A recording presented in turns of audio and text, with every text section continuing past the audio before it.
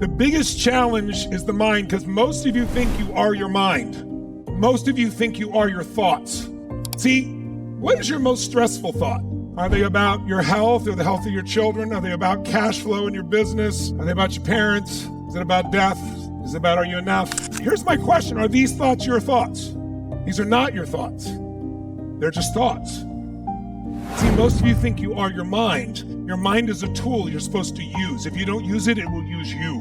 And we're here to make that change. So to do that, you have to understand there's different parts of what you think of as your mind or brain.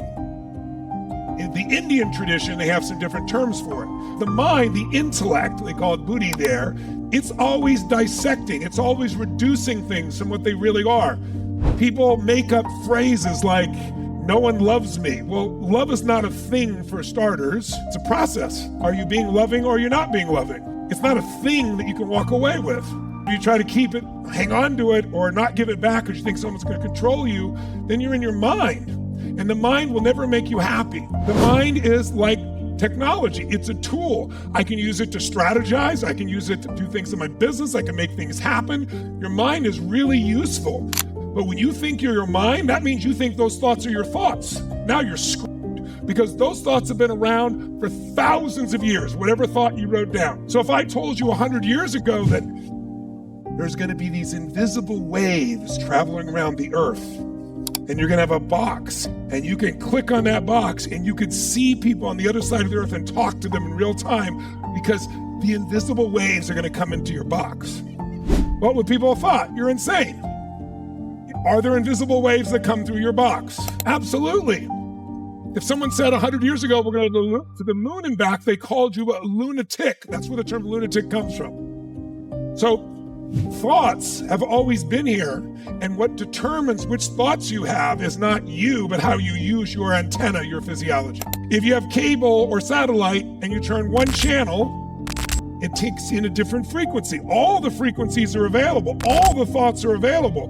But when you turn one channel, you get comedy. You turn another channel, you get horror. You get another channel, and it's, epic films. You get another one, it's a drama. If your body is collapsed, you're going to turn to a very different channel than when your body is high energy. The higher energy frequencies bring different thoughts. Do you ever notice when you're really pissed off or really frustrated, you can have pretty lousy thoughts? The first thing you got to realize is those thoughts can come and go. They don't have to be owned by you. When you start thinking they're yours, you make them real.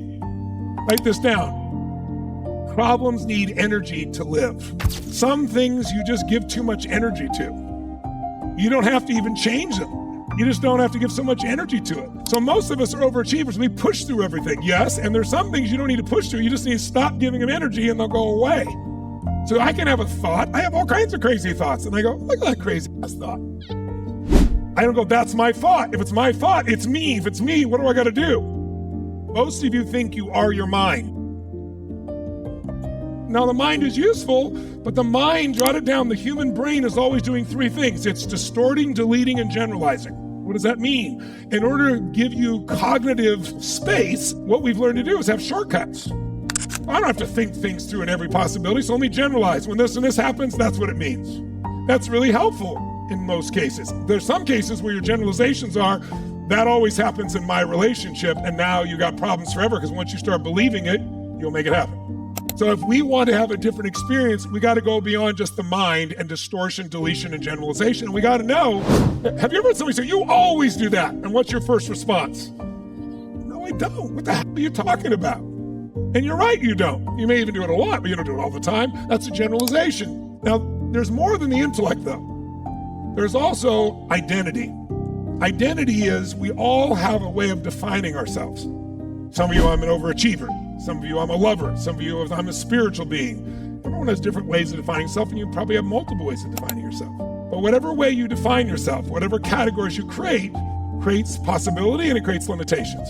And when you start defining other people by certain identities, it also affects the way you interact with them. So we have to look if we can expand our identities. Because if you keep it limited, your life is limited. If you want to know the power of identity, it's more powerful than willpower.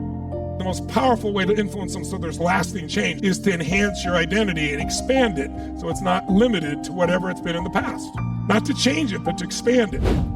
How many of you used to smoke cigarettes and no longer do? See, if I said, do you want a cigarette and you don't smoke, you're not going to say, what brand is it? You're going to say, no, I'm not a smoker. I'm not one of those. When you shift identity, it takes no effort whatsoever to stay consistent. Because, write this down, the strongest force in the human personality is the need to stay consistent with how we define ourselves.